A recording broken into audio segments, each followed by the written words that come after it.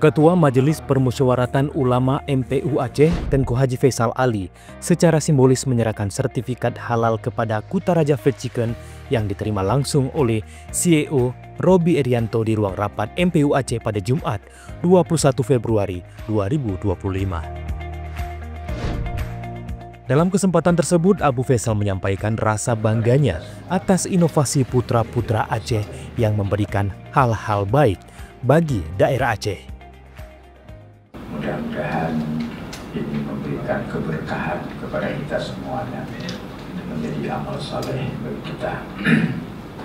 Kami tentu dari Majelis Permusyawaratan Ulama Aceh berterima kasih dan rasa bangga kepada anak-anak Aceh, budak-budak Aceh yang terus berinovasi, memberikan sesuatu yang terbaik di daerah kita sendiri, kita daerah Aceh.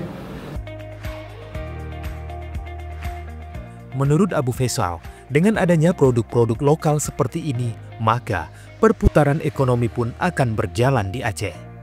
Diharapkan adanya kebijakan-kebijakan pemerintah juga lebih baik, mengutamakan produk-produk lokal.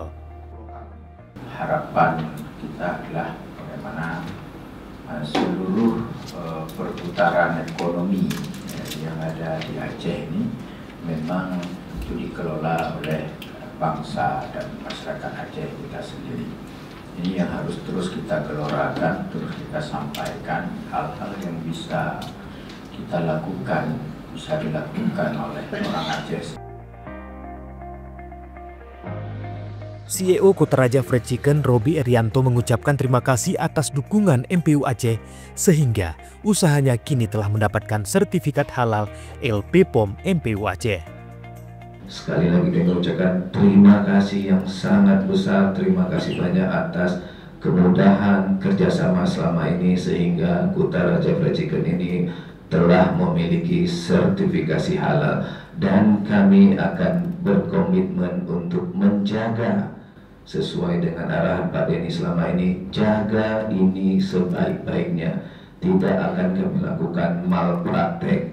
Kami tidak ingin sertifikasi halal ini sebagai lambang saja, tapi ingin semua proses sesuai dengan dari dulu sampai ke depannya.